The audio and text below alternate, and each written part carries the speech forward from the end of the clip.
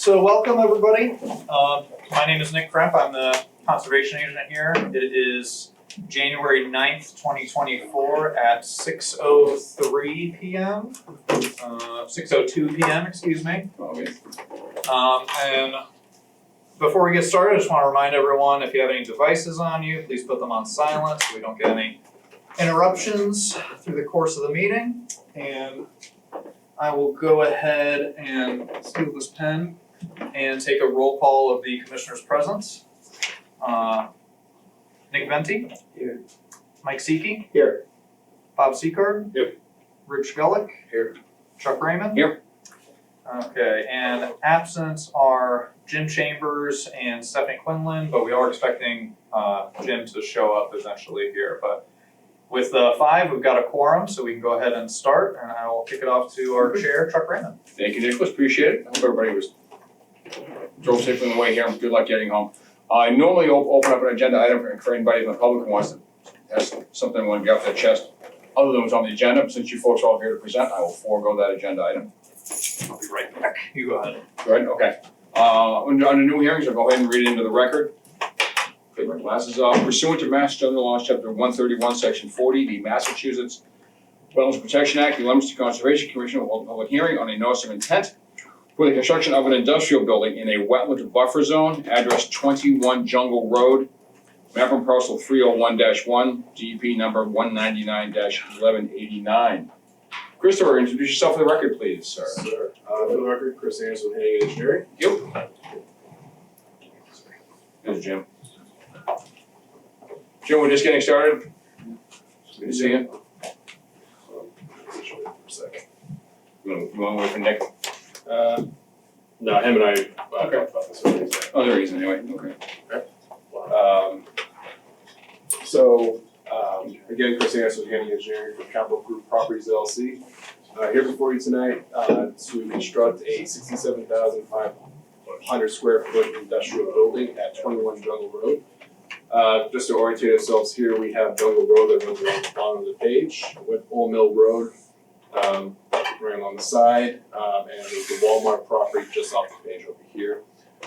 Currently, the property contains a single family home, but predominantly is woodland at this point in time.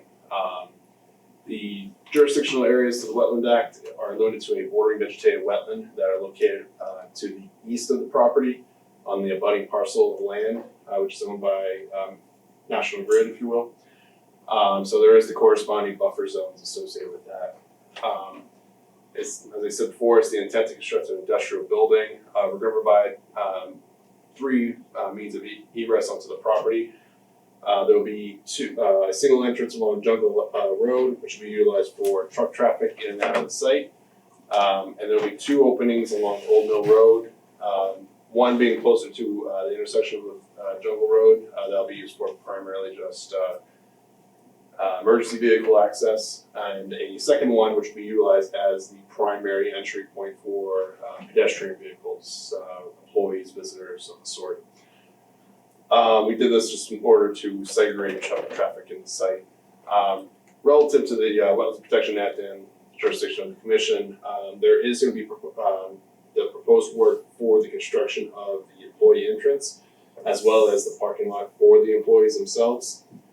This will be limited to just paving and some general grading in the area. The way the site currently sits, the wetland will actually be slightly higher than the existing site when it's adjacent to the actual wetland.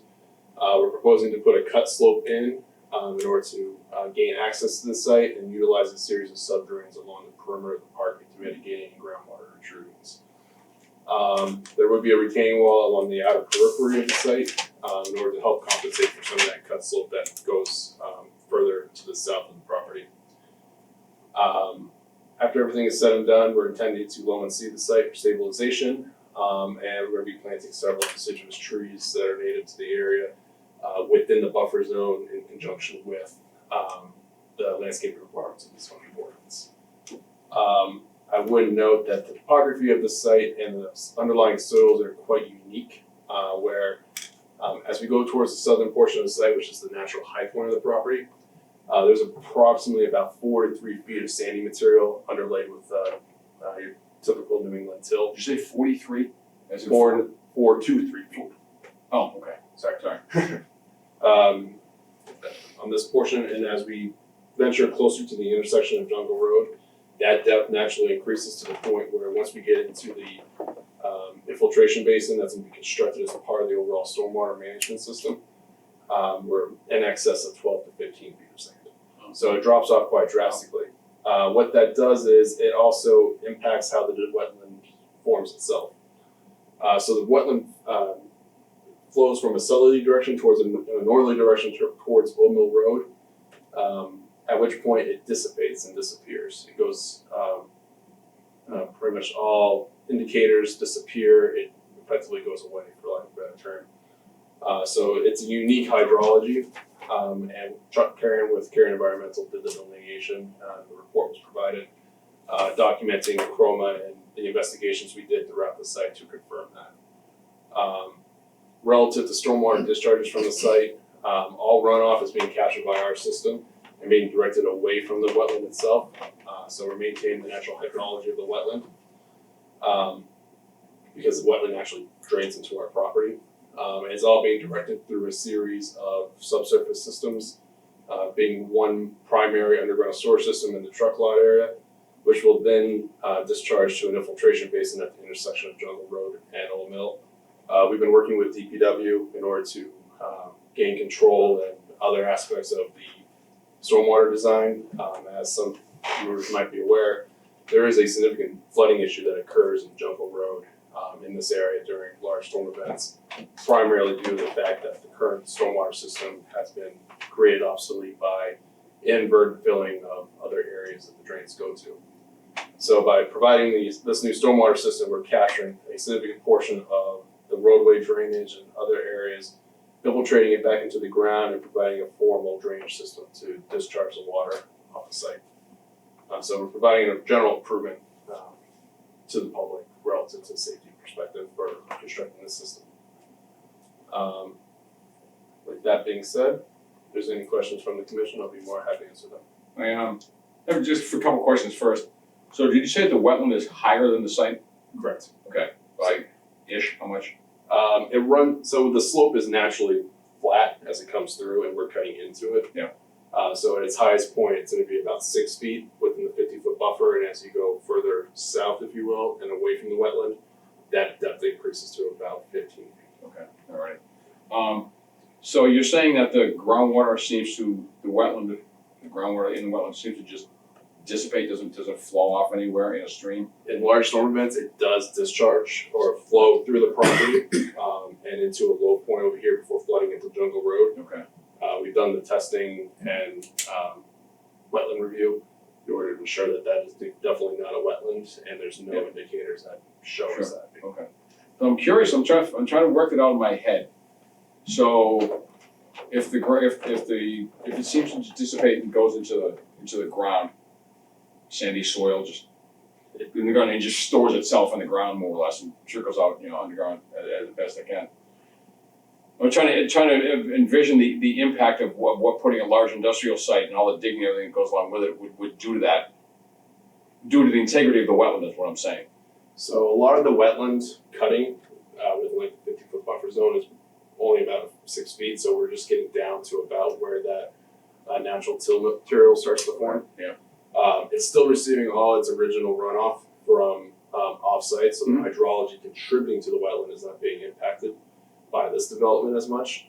Obviously, there's a little bit that kind of gets cut off, but it's not significant. But the hydrology maintaining that wetland stays intact, and within the more, quote unquote, the more impactful area of the buffer zone, we're really not removing significant water because we're staying pretty much at that grade. It's only steeper cuts only come when we get further to the south and away from the wetland. All right, well, that's fine. Again, I don't know, maybe there's no way to answer this question, but my concern is the integrity of that wetland. Like I said, when you're digging out and altering that much land, would there be some? Maybe this would be a special condition. Somehow, keep an eye on the integrity of that wetland as the construction proceeds. Then within a certain period after that, just make sure that isn't just being drained off. Right. And last question, where's the erosion control? The erosion control will extend through here. Oh, it's that dark dotted line? Yeah, dark outline. Okay, I can quite see it, okay. Alright, those are all my questions, anybody else? Jim? What will the erosion control consist of?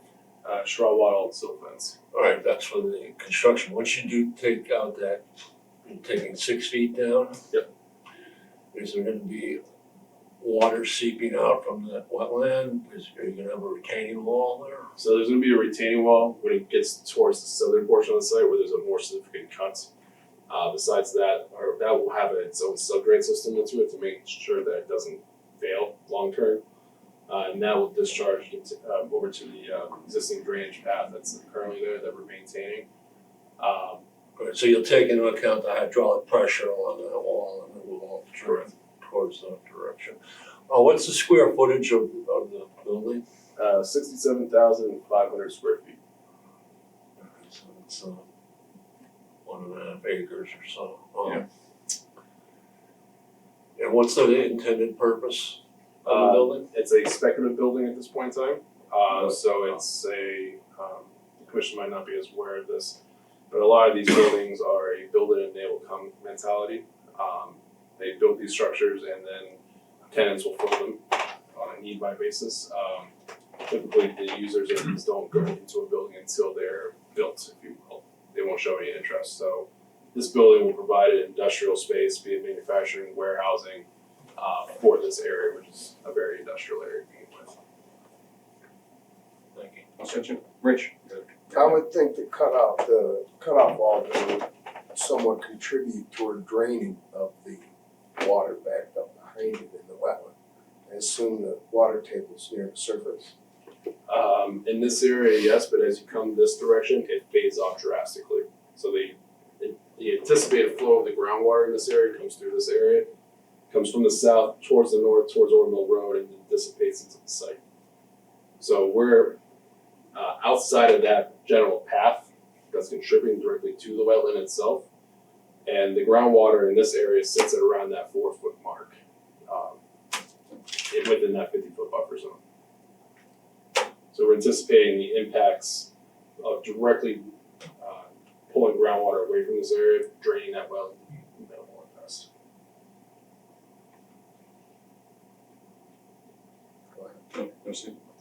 Oh, Bob, yeah. Think about it more. Hi, Chris.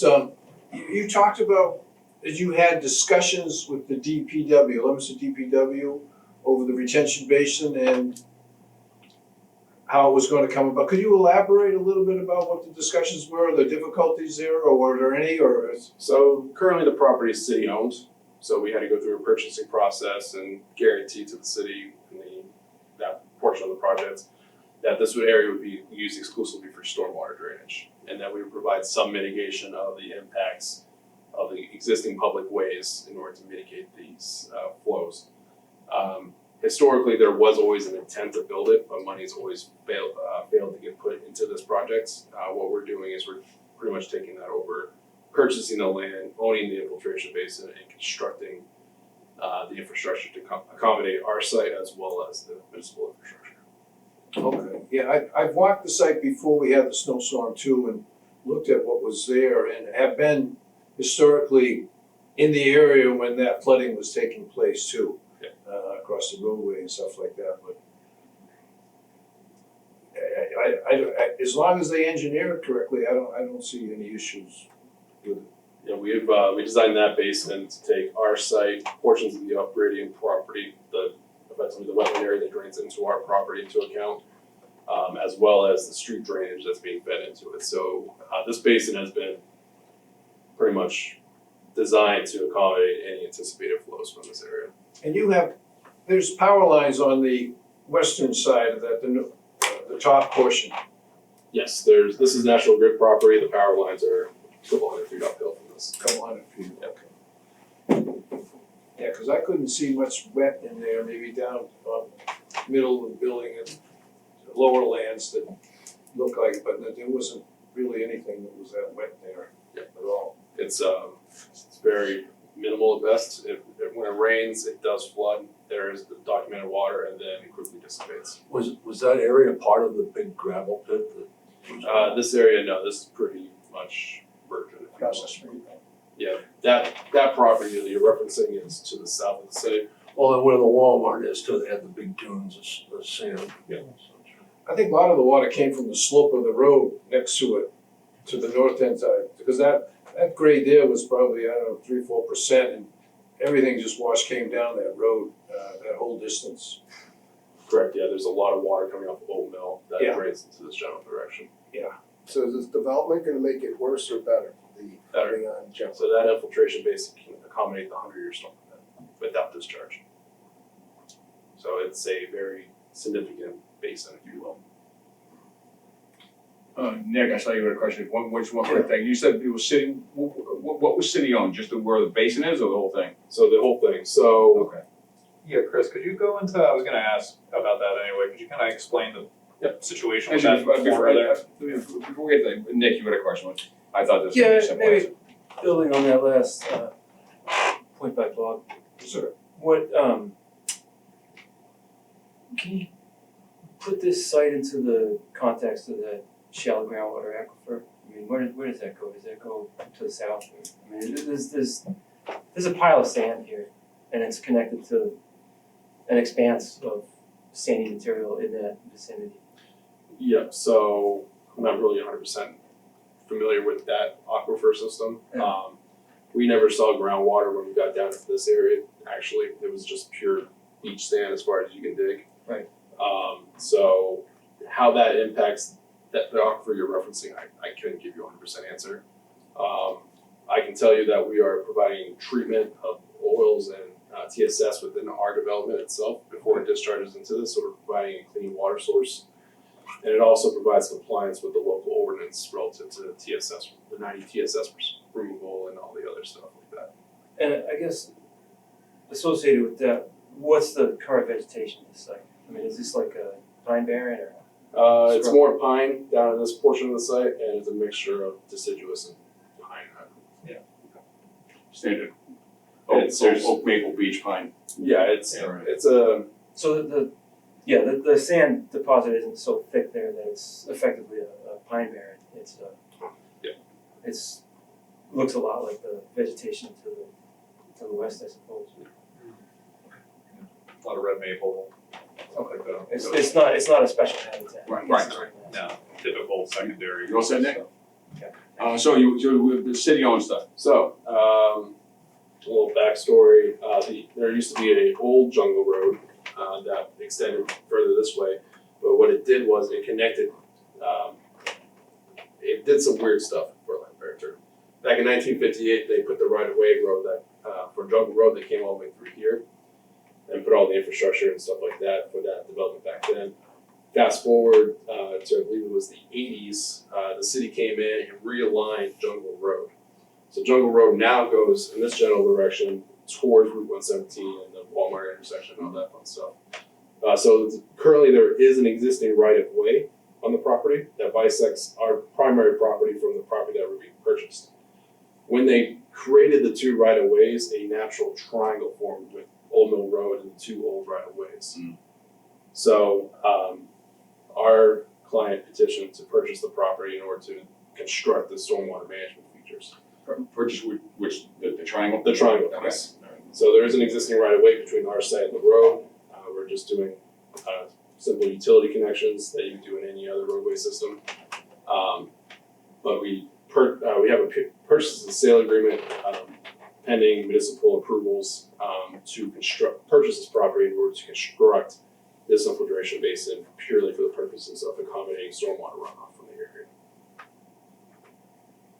Did I answer your question or you? Just wanna make that clear for the commission, cause it's kind of a weird, it's not even on the city GIS, it's shown as one big Oh, is parcel. that right? But it is in actuality two parcels currently, so. Okay. Can I ask one question?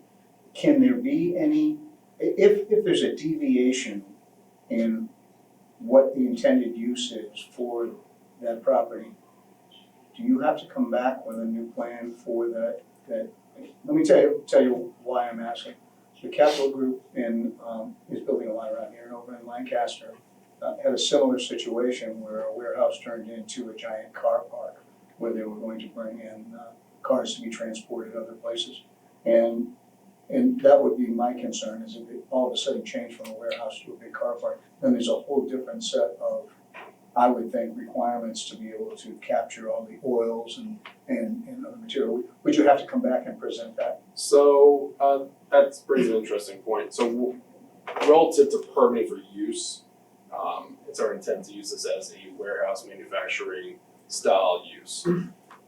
If they don't build the building and they say go back and they want to put a giant parking lot here and store vehicles, that would be a significant deviation because a lot of the infrastructure is going to change and we would be automatically brought back before this commission as well as the planning board. So at this point, any change in use such as that would require re-upping all the municipal permits in order to make sure it coincides with the doing. Good question, Mike, thank you. Anybody else in?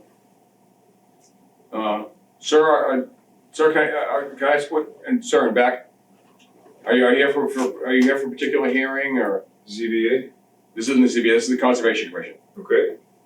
Where's ZBA meeting? Couldn't tell you. Hey, Paul? You just know everybody. I have no idea. I've never been in town for any meetings. ZBA. Zoning board. No, I know what it is. Aren't they? Usually they're in here on their meetings that I've been to with them. Oh, they're in this room, yeah? Yeah, it must be a different night. It must be a different night, sorry about that. Okay, they do. Good luck. Yeah. All right, so and I want to ask you folks if you have any questions because you're not here for this. Nick, what is your recommendation? I know we wanted to go and do a site visit, but not being able to see anything with a foot and a half of snow on the ground. Yeah, so I did, I actually reached out to Chris this afternoon and went on a little walk out there, just me and him. Yeah. And from what I could see out there, we reviewed the wetland flagging, and based on the topography and the plans that I could see, it seemed pretty accurate. As the flags are laid out now, none of the actual wetland is on the site, so all the work would just be buffer only. Right. And I have been out there, not in the winter time. Last time I was out there was probably July, August, sometime in the summer, when everything was leafed out and it was pretty wet. And I did see, I walked along the wetland at that time, saw the flagging. I did see some of that extra drainage flowing kind of eastward along Old Mill Road at the time when the water table was real high and we had a lot of heavy rains. And it's interesting that you explained the situation with the sand and all that now, because from what I can remember, I saw it flowing down, like kind of parallel with Old Mill towards Jungle Road, and like this not even intermittent stream, just like this little trickle along the ground, and then it just sort of like dissipated into nothing, like it didn't like flow into anything, so you could see it going under the ground. So I would definitely agree with the delineation as it's been presented. Only addition I would add is just put a special condition in, just clarifying that the applicant or the property owner following the construction would be responsible for the maintenance of the detention basin. Just as an extra careful step because of the ongoing question of the ownership of that corner and what might end up happening with it. But so I would just put that special condition in that they would be responsible, the property owner, for the detention basin.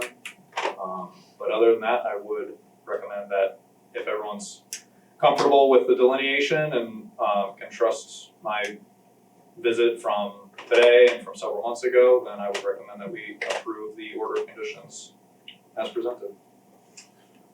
That's fine. Well, what about my thoughts about the potentially interfering with the integrity of that well? Are there any special conditions we can put on to monitor that, or is that am I just being kind of pie in the sky here? Yeah, it would have to be more specific. Yeah. I'm not really sure what. Yeah, you're right. Yeah. Yeah, without anything specific. Chuck, if that's underlain by sand, from 4 to 16 feet or something like that. Yeah, 20. Would you say 27 feet down It's here? almost a pipeline to allow the water, very transmitted. that will allow the water to flow. Already? Yeah, yeah, no matter what Okay. happens up above, on Alright, top. okay. Yeah, I think the primary component is that the upland hydrology going to that wetland is not being significantly impacted because we're not. It's No, more, but it's the downgrading stuff, you know, it's gonna suck water out of the wetlands more than it already is, that's my concern. it receives a lot of hydrology going through this area, so that contributes to it primarily. Okay, alright, fine. How far from the wetland boundary is the work? Limit of earth disturbance in the cut is about 25 feet or so. I'm curious, if that corner, that triangle there is receiving, if that's receiving water from the aquifer rather than the surface, is that design gonna be effective in retaining water? So, It seems like the water's coming from the ground, not from the surface of that place, yeah? so the water that's currently getting to this, that forms this wetland is a combination of groundwater, but the groundwater dissipates as you come into the site. To the point where there is no aquifer visible within the Yeah, I mean, it's infrastructure buried in the sand. I mean, Yeah. the water's in the sand and the sand gets thicker as you move to the east. there. East, yeah, so when we designed this basin, we did a soil test that was in the ground. We dug down, I wanna say about 12, 14 feet, did not see any groundwater whatsoever, so the aquifer is significantly down from that area. Yeah. So stormwater management requires us to provide a required offset from groundwater table aquifer, if you will, in order to make sure that that basin operates as intended. So this basin has been designed to provide in excess of 4 feet of separation, which is what state law requires us to do. Okay. In order to make sure that this basin, if in the event that there was a really high groundwater in this area, that groundwater doesn't negatively impact this basin. Did you find bedrock? Ward of bedrock? No? No bedrock notice on the site. Should be. Chris, not that I'm that lazy, but I do have two more questions about the basin, how deep it is, so I can't see from here how deep it will be. It'll be about 8.5 feet. And is there any barriers for, I mean, that's a busy intersection, they come flying down that hill. From keeping a car out of there, or if it's full of water, or So the basin itself is set back about 15, 20 feet from the roadway. 15, 20 feet? And then there's a chain link fence that surrounds the entire thing, so nobody gets into it that shouldn't be getting into it. And the way that the site has been designed is that the basin, as you approach the intersection, is a few feet taller than the roadway itself. So that you can't really, if you wanna drive, say if you're coming up Jungle Road, going southbound, you would have to really try hard in order to get into that basin with the vehicle. Going this direction, there's plenty of offset from the separation from the basin to the roadway, so that vehicles can't get into it. Gotcha, but I've seen funny of things happen. I know, I acknowledge that. People down in Gatorland, that happens a lot. People wanna get in there, they'll get in there, but, alright. I think we've kinda covered everything here. Alright, so Nicholas, so your recommendation is to approve the NOI with that one special condition that you happen to mention? Yes, but I would remind Then one you- additional special condition? Yes, but I'll remind you, we do need to close the public Yes, hearing. yes, so first I'll go ahead and, what are you gonna say? Yeah, just that, yeah. Make a motion, You might ask them just in case, just for the official, ask if there's any questions, cause they might. open up to the public, are there any comments or questions? None's, No, being you stick here then? around and ask them, I appreciate it. I will, I'll go ahead and request a motion, or entertain a motion to close the public hearing portion. So moved. Thank you. I'll second that motion. Thank you, Bob. An audience member can do that? I'll take the commission's vote by roll call. Jim Chambers. Aye. Bob Seacard. Aye. Nick Venti. Aye. Mike Seeke. Aye. Rich Goic. Aye. And Chuck Raymond. Aye. Okay. All right, then with that being done, I will entertain a motion to approve the NOI as described by the applicant or by the applicant's representative with the additional special condition as mentioned by the agent. Is there a I'll make motion? that motion. Thank you, Michael. For a second. So, Thank you, Jim. I'll take the commission's vote by roll call. Jim Chambers. Aye. Nick Venti. Aye. Mike Seekey. Aye. Bob Secor. Aye. Rich Gullick. Aye. And Chuck Reino. Aye. Alright, Great, thank you very much. Thank you, Chris. Moving on, nothing under continued hearings. Are you here for the 16 Wildflower one? am, yeah. Would it be okay with you if we move Matt up to, Absolutely. Matt's gotta leave at 7? Yep. Okay, alright, so we'll come right back to that. Alright, thank you. Moving on then, on certificate of compliance, 1775 Lock Drive, DP number 199-1036. Good evening, folks. Good evening. Matt Morrow, environmental consultant, Leominster resident, Old Italian curmudgeon. Here to, Which one's more important? Probably the curmudgeon. definitely the curmudgeon. So, if you recall, we've had some issues going on at Lock Drive. The certificate that I'm requesting is not for the full certificate. So in other words, I know we had larger versions of the plan, maybe Nick's going to get one. But essentially, the order of conditions covered the two buildings. Right. You had two separate lots, lot 1, which is where the botanist is, and then lot 2, which is currently being used by others. Yeah. One, two, that being the truck warehouse thing. That's correct. So we had, what I'm requesting is a partial certificate of compliance for lot 1 only, the botanist, not lot 2. Lot 2 still has some work to go. The bigger map, yeah. So, yeah, thanks, Nick.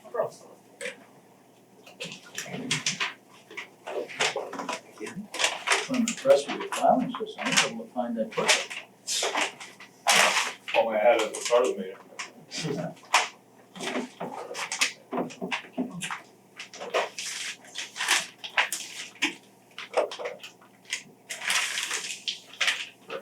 That'll work. Thank you, gentlemen.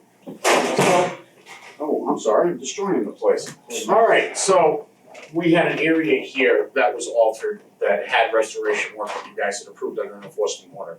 That's been done, Nick has inspected that, trees are planted, herbaceous layers planted, everything came out really well. Yep. So with this lot here, after Nick going down and taking a look at it, there are two issues apparently that remain on this particular lot. There's still some trucks parked in the buffer zone. Now, Alex, the person that runs the truck warehouse, was here earlier. I've spoken to him. We're gonna remove these areas out of here. We're gonna put up some no parking posts over here just to make sure that doesn't happen again. And then there's an access road actually that's not in the buffer zone or the riverfront, which is over here, that doesn't show up on the plans. I'm gonna have the engineer draw that on the plan. So with that, I'm gonna request that we would continue this matter for the next meeting. I'll have those two actions done and come back and hopefully we can get just this released. This is all I want is a partial certificate on this. This still has a little bit more work to do as far as the plantings going around the building and some cleanup work. Other than Okay, that, so that's partial certificate of compliance on for lot 2. this only, yeah, Right, so specifically for lot 2, specifically. okay, good. They're separate owners, They're separate owners. so they're separate issues anyways? Well, I mean, technically it's one owner on both lots. When they were built, the botanist did purchase the property, so they need the release. So, Right, so Because they're there's a- separate from the others, so we can do them separately. that's correct. As opposed to partial, to me it's a complete, but a separate Right. applicant. Right, there's actually a box on the certificate of compliance form that you can check off partial and Okay. specify that it's lot 1 only. So when it's recorded, it'll be recorded on their deed, it will not release this. Those partials for lot 2, Yeah, lot 2. you just said lot 1. Yeah, I know, Okay, I just wanna make sure that Doing we're, that. okay, that's fine. Wanna make sure. You all set? I know I wrote the correct lot on the form, so So it literally, on the form, it literally says partial. it says Okay, partial. so then we'll use that terminology then. Just to address, I think I'm anticipating your question, it has to be a partial because they were both built under the same, Because that's where it started. right? Okay, Right, that's now, the question. this is a different owner. Right, so we can separate them by giving the partial. Correct, Thank you. Yeah. After you've completed what, correct. thank you. Because we're saying that whole file number is partially done, because they're still tied to the same. We're saying the same things, I think, in different words. Yeah. I'm Honestly. following you. We're good. Yeah, It's the curmudgeon in me, guys, working in It's and curmudgeon and curmudgeon. time. It's the same thing. you know what? If we didn't have curmudgeons, I think the world wouldn't be as nice a place, so. That's true. Any other questions for Matt while he's here? No, okay. All right, then, so Nick, what's your recommendation? I recommend that we just continue this until they are able to address those issues, although I would add, I would personally prefer to see some sort of a natural barrier into that buffer zone, because if there's no intended use for that space, might as well, you know, put another tree planting or something back there, similar to what we did with the rest of lot one. So you recommend, are you saying that we don't do a partial? I recommend that we continue the matter until he's able to come back at the next meeting or whenever he has this ready, and then we can vote on it at that time. Go with you. Right, well, I mean, we can put the posts up temporarily in the spring. Sure. Okay. Alright, that's fine. I would suggest leaving it up to their means and methods. I think we did that on the other end of it, so I would like to be consistent with the original, and especially since that's closer to the river. But you did go with a natural cutoff, right? Yes. Yeah, that's, so you're encouraged, that would be my wording for that. Yeah, this whole area is gonna be nice and wild now, so. Alright. Yeah, temporary would be helpful. Alright, so we'll just continue this to the next meeting? Yes, please. Okay, alright. So make entertain a motion to donate it. Don't think you need a motion, we didn't open anything. I read it Because into it's not a hearing, It's not a hearing. technically. yeah, you're right. There's no All right, meeting. well, So that's not, yeah, It's an Matt, agenda item. we wouldn't have to take any action if it's not a hearing. Honestly, it's not a hearing, so no, you don't have to take action if you don't want to. I Yeah. wrote delayed, not continued. That's good, yeah. Super. We don't need to make any kind of motion. If that helps you. Well, with Nick, this. thank you for, Thank you, yes. thanks for the Thank you, man. help. So you better be here next time. Yes, sir. And cheerful. When's your next meeting? The 23rd. 23rd. The happy curmudgeon. Alright, thank you. Alright, thanks, man, Thank you, Matt. appreciate it. Good luck with your next meeting. Yay. Alright. Moving on then. Still on the regular meeting, 16 Wildflower Appeal Informational Session. So nothing, just to make sure, nothing's gonna be decided tonight. There's just kind of an update and informational thing about what's happening with 16 Wildflower. You want me hanging this up, or do you want Yeah, I'll take it. to play musical chairs? Yeah, Bob, maybe you wanna go back where you were. I don't know.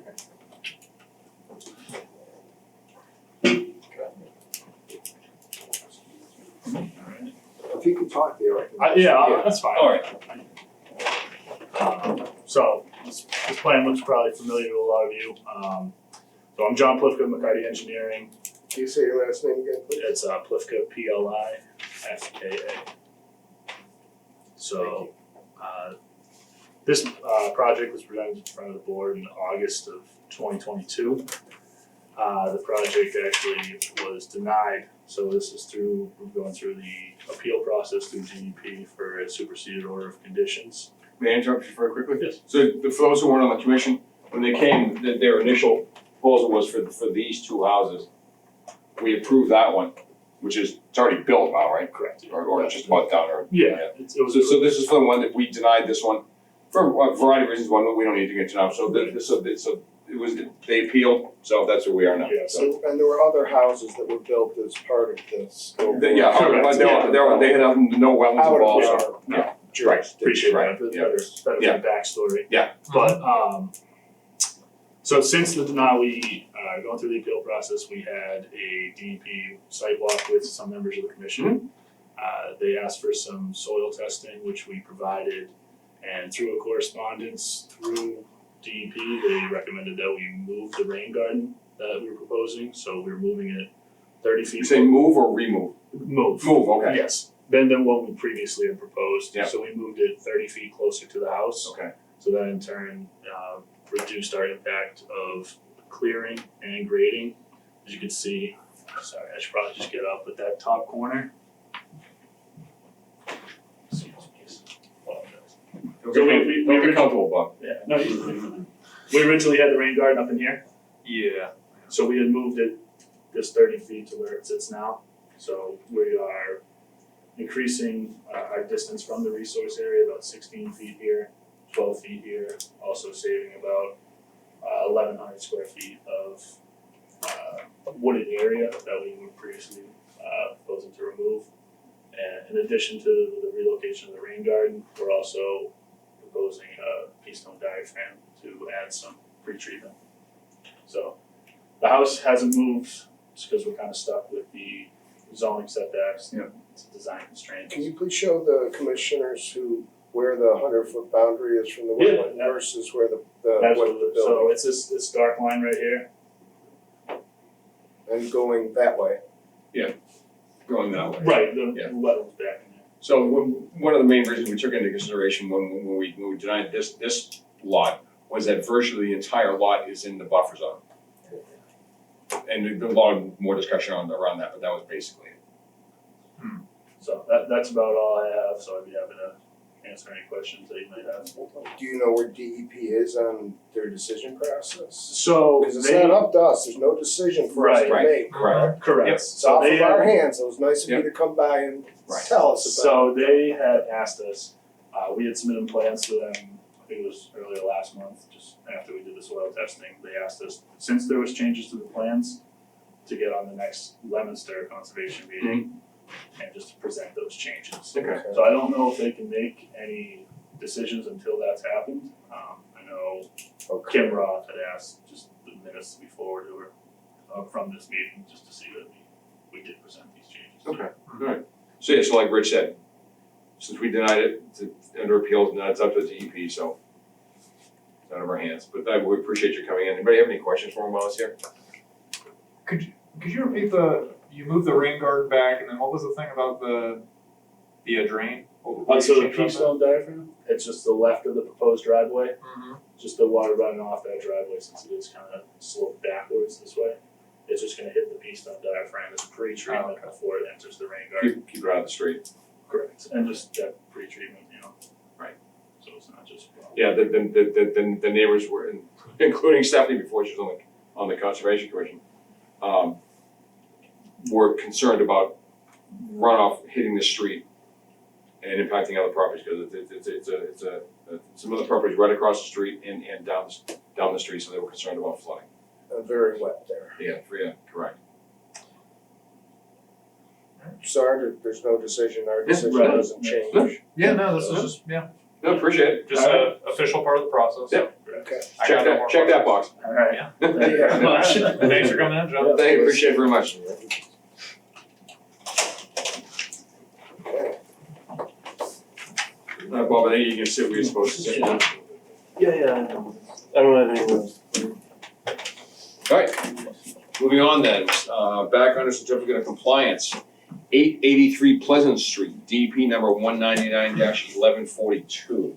Yeah. Nicholas. So this was for the construction of a single-family home on Pleasant Street, completely new property. I believe it was a open field mostly beforehand. So they did a little bit of clearing, they built the house is built, grading's all done. It was all buffer zone work, and I think the only work in the buffer zone was grading, soil grading.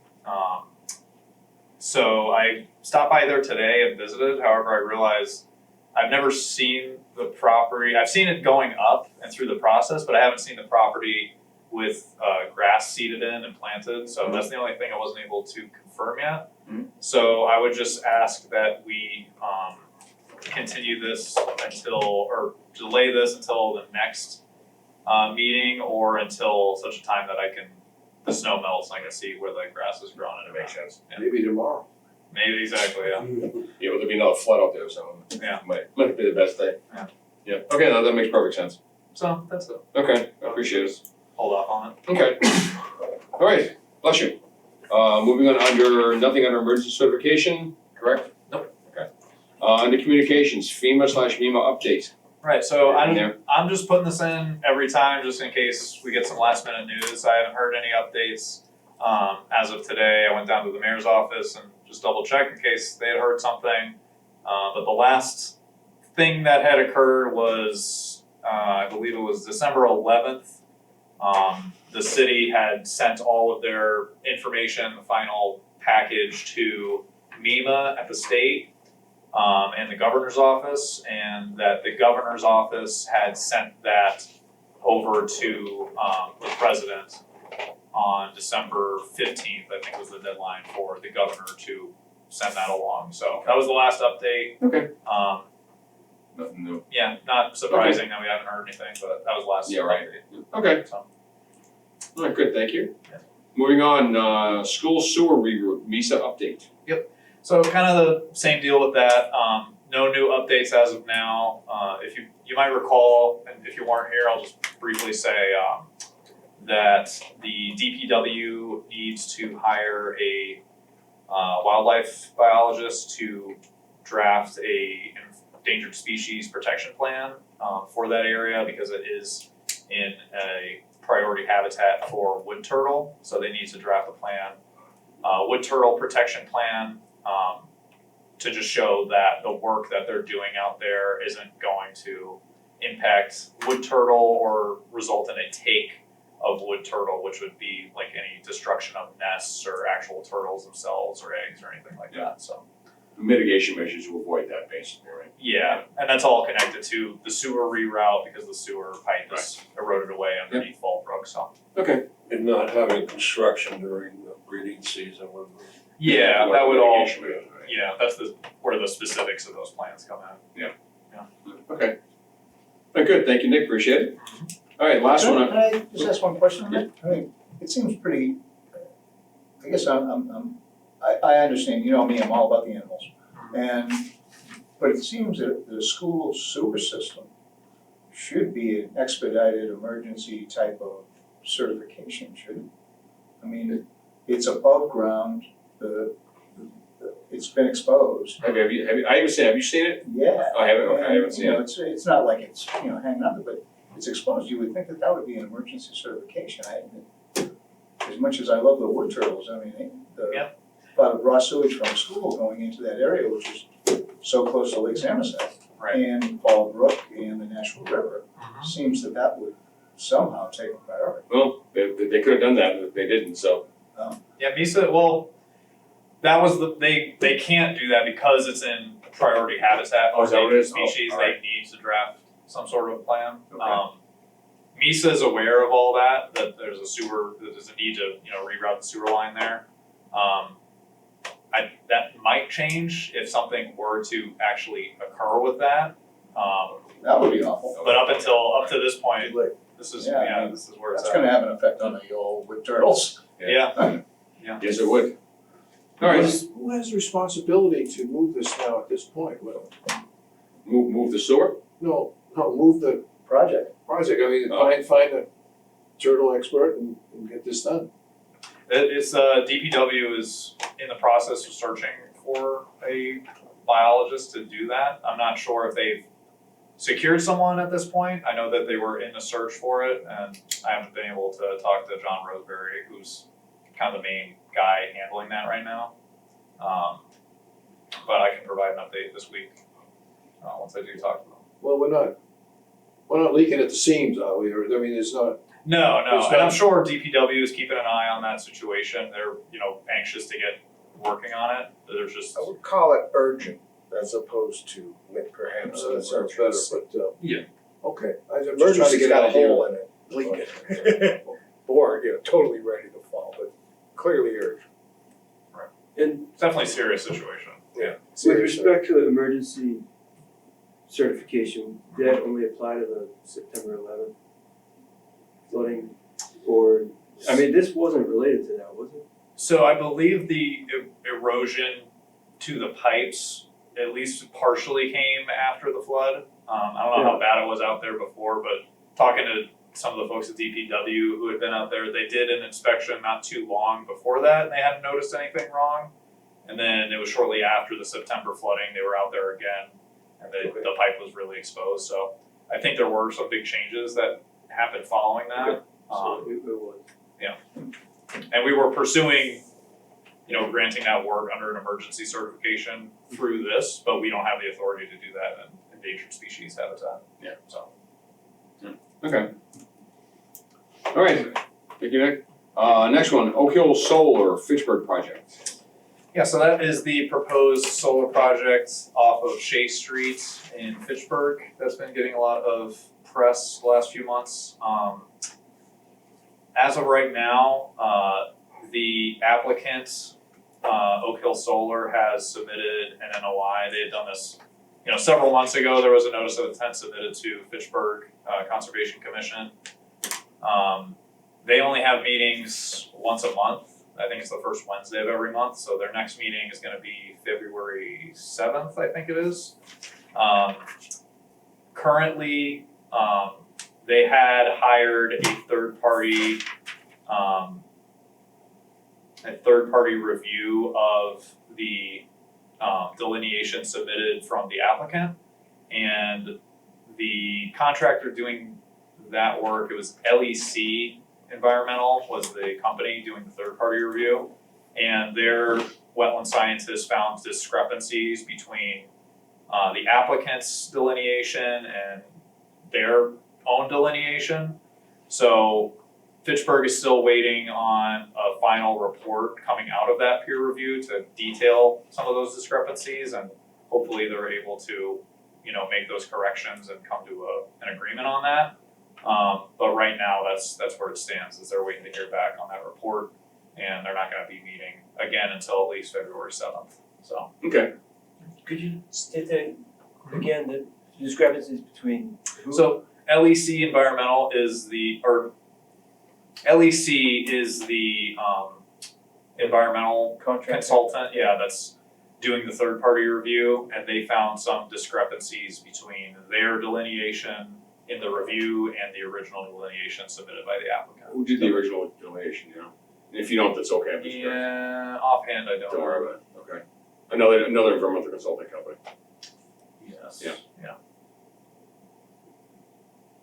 But that is Okay. And how do, I guess our concern is on the No Town Reservoir.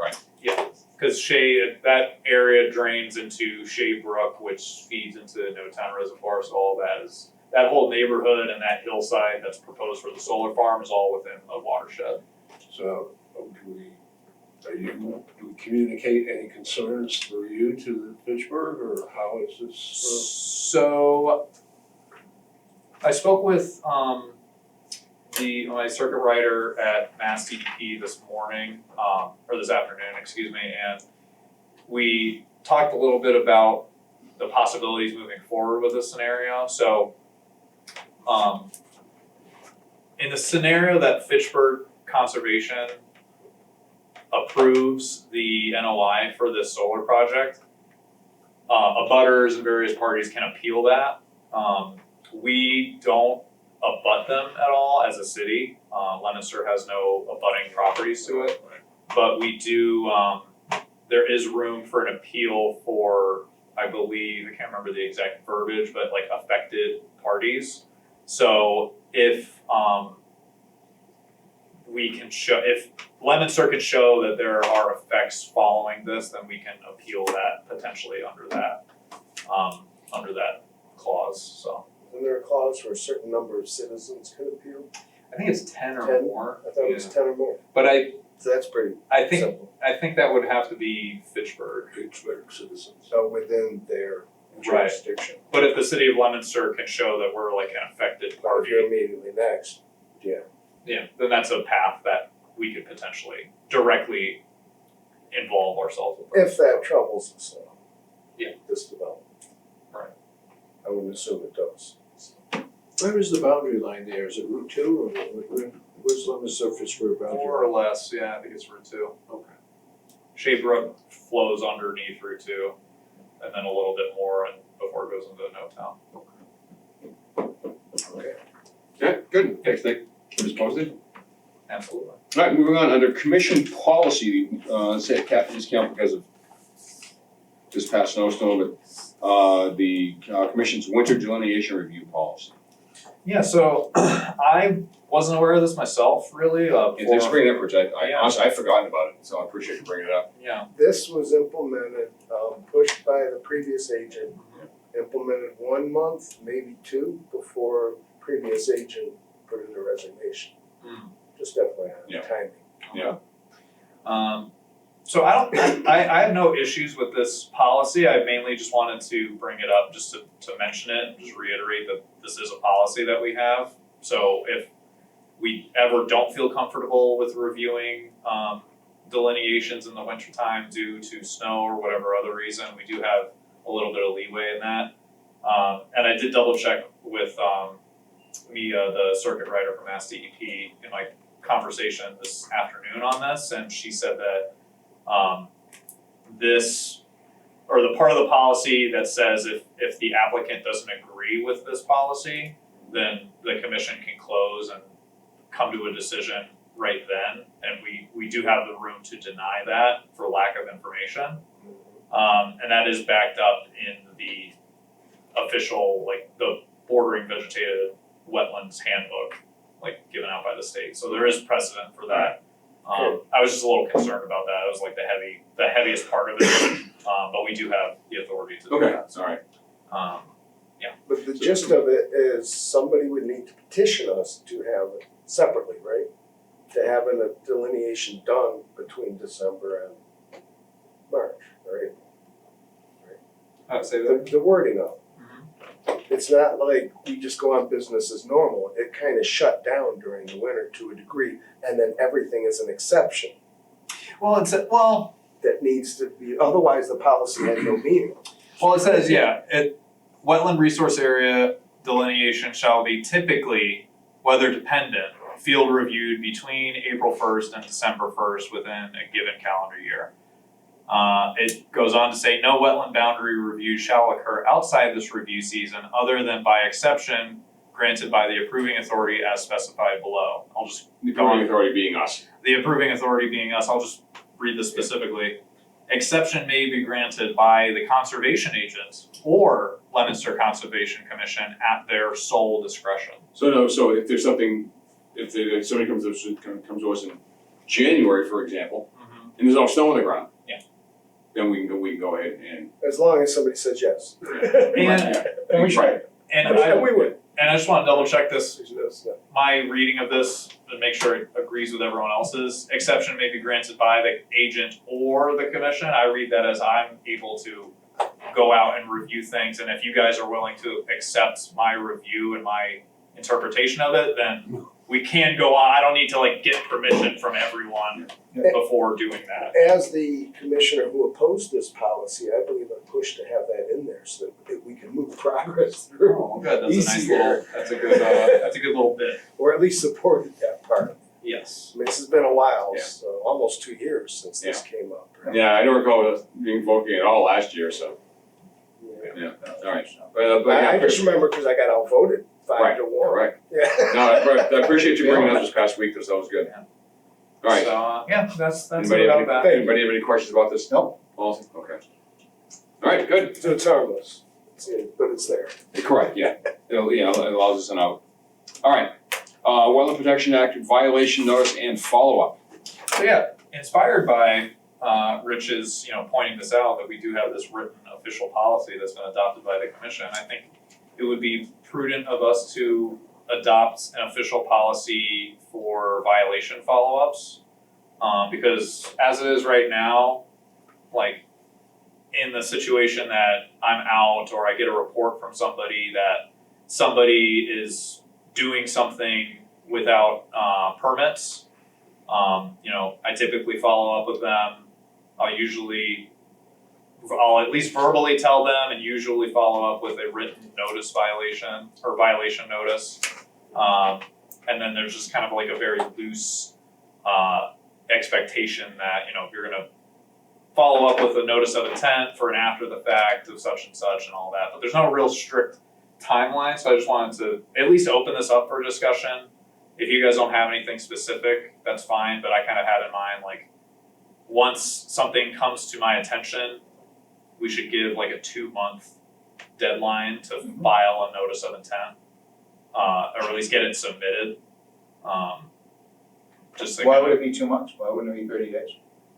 just because, especially for homeowners and things, it can be a little complicated and it can take some time to secure contractors and things depending on the time of year. So just like, I feel like 2 months is plenty of time for anyone to be able to get this together. But it's not so long that it's like people are forgetting.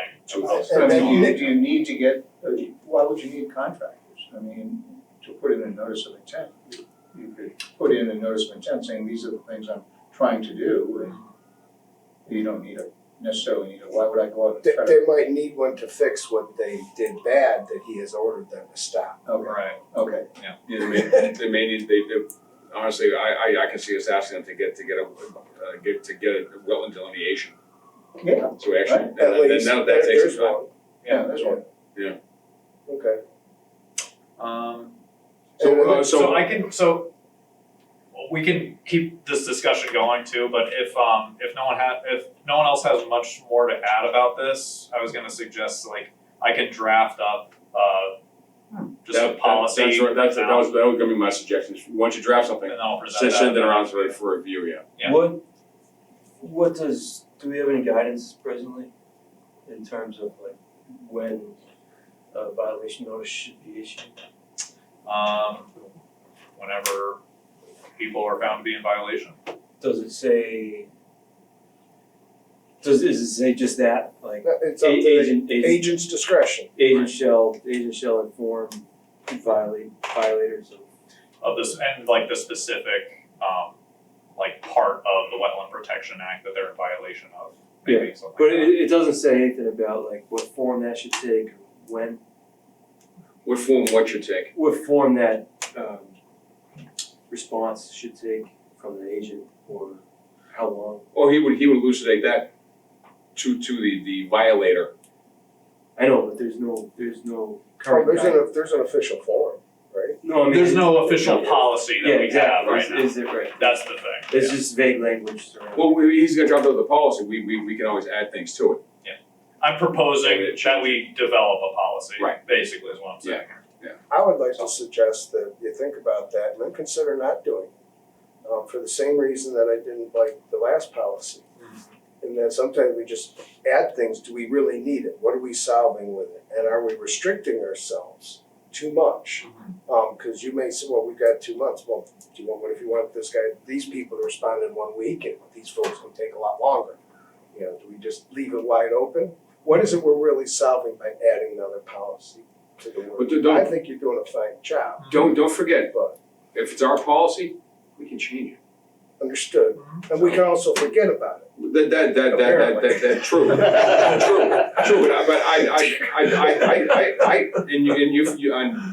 you can tell Rich on that we're full of crap and just go off in your own direction. But I see this as not so much providing a specific way to do things, but give us some boundaries and give the violators an idea of what we're gonna expect from them. And so that we can then operate within certain guidelines, but not be too strict. And at least allow us some Flexibility. and inject, not that we're horribly inconsistent, but make sure that we continue to inject some consistency into these types of things. Yeah, because we have some situations that are ongoing now where people are in violation and they agree to draft an NOI and then it's like months later Yeah. because they're having, their own personal issues around that property, which is, understandable, it happens, but I don't think we should continue with this policy of just like get into it when you This can. would support you so that you don't have to be the bad guy with all these individuals, so to speak, by pushing them. Well, that's a good Yeah, point, that's a very good point. Yeah, You exactly. actually get to put it onto us, Right. and that reason I support this Yeah, concept. that's very So good. we'll see what the But details. that also leads to the question, if we give them 120 days and we've seen nothing in 240 days, then what? Well, now I feel with a policy, now you're kind of obligated to do the next step, which is okay. Doesn't it depend on the situation, whether or not they're in violation or whether or not they're notice of intent to plan on a project and they don't go through with it, so. Well, if they're not in violation, there's no questions. Right. It's only that they're already in violation of some Right. form. What I would like though is that I assume or hope you already do is maintain a probably spreadsheet, but a listing of everybody who you're tracking. And all other circumstances that we're tracking periodically over time, like when we had a chicken coop and we're looking back, this one that came in tonight from Wildflower. Jim, a list of what's active so that any of us can come to you and say, what's the status on this one or that one? So I hope you take care of that paperwork if you haven't already. one term I personally would like to see in this violation policy is the term "in good faith." The violator, as applicant, is expected to work in good faith with the commission. That way, anyway, for example, we meant to be 120 days, but my husband had a heart attack at 118 days, and everything went out the window. Makes it less onerous. Yeah, exactly right. I think maybe too, Nick, you may wanna add some meat to it, because every circumstance is different, of course, Mayflower, it depends what it's affecting. A chicken coop, you let it go for so long, you're affecting something there, something that isn't built or, isn't a big deal. In other words, like a lot cleared or something like that, but things that can affect wildlife and wetlands should be addressed a lot quicker, I think. And then we can have all the input we want, as Nick brings these to us within every, My twice a month. guess is we're gonna draft the hell out of this. You opened the can now. I know. Yeah, that was my first fear. I'll get a draft going, and once I have it, mostly fleshed out on my end, I'll share it with everyone on the drive. Yep. And then you can go in and comment however, and then hopefully by the next meeting, or at least the first meeting in February, then we can, have something more solid to maybe vote on. Can we assign you a page limit? I don't plan on making it that long, but yeah, You might consider one page limit of 1. or two. One to 2 pages, yeah. So you can, I mean, this is, Quick bullet. 140 characters or less. alright. Okay, thank you, good idea, man. Yeah, Thanks. yeah. Do we got a shovel out there? Pretty close, it's going down pretty good. Is it still? Alright. All right, moving on, nothing under commissioner news, I don't think, is there? Oh, Jim. Well, speaking of chicken coops, I would just like to get an update on 775 North Street or whatever. Somebody was under the impression that the coop had been moved to the other side of the house. But I went by there the other day, that's the shed that belongs to the neighbor. It's not. Yeah. Oh, really? I did drive by there. I've been out a lot, so I think it was the week following Christmas. I was in for like a day, and then I was out sick a bunch. So it was somewhere around then I did drive by, and I did see that someone else had mentioned that, I think it might have been Mike, he thought that There's some shed. construction going on there and I thought it was theirs. I'm assuming it was when I drove by, I saw that same shed, and it looked like it was on the neighbor's So property. the coop's still there? Yeah, so the coop is still there. I have not talked to Phil, but I'll be reaching out. I'm assuming he's planning on moving it because we gave him the deadline of if he's getting rid of it, it has to be by December. If he's moving it, it has to be by May, I believe it was. Please remind him in writing, Yes. in writing, Yeah. very specifically of that. Yep. Last chance of December deadline, so to speak. Yeah. Second chance, maybe. Yeah, all of the raised garden bed and the fire ring out back, that was all there as of my drive by on late December as well. And anything on the property transfer that would, No, I don't think any of that. I don't think the property transfer. Nothing's been done, nothing's changed, Yeah. basically. Yeah. I guess When we left it, he agreed to either move or get rid of the chicken coop and to remove all the alterations from the The neighboring neighbor's parcel. property, Which he hasn't hit the last deadline of all that. I think removing everything from the other parcel was to be done by May, by the next growing season, basically. So he still has some time for that, but as of December, nothing has been changed. Good question though. Maybe you can give us an update next time. But yeah, that directly comes off of my suggestion, keeping the list of what, because we'll forget what some of these are and even remind you to remind us and update us what they are. you won't forget that. So we should have an I haven't thought about it in a while. All right. And then You're right. one last thing under Commissioner News, I did talk to Stephanie. She's anticipating being at the next meeting. Yay. Good for her. So that Do we allow babies? if they're Well, well behaved. that's too easy. Yeah, that's I walked into that one. Yeah. All right, I'll shelve that one. Yeah. We'll continue that comment on the next meeting. In practice, yes. All right. Moving on, the next meeting will be January 23rd. The filing deadline was this past Friday, the 5th at noon. The subsequent meeting is February 13th. The filing deadline will be January 26th at noon. With that, I'll entertain a motion to adjourn. So moved. Thank you. Is there a second? I can second that. Thank you, Bob. Take the commission's vote by roll. Jim Chambers, Aye. Nick Venti, Aye. Mike Tiki, Aye. Rob Secord. Aye. Rich Gullick. Aye. And Chuck Raymond. Aye. Maybe.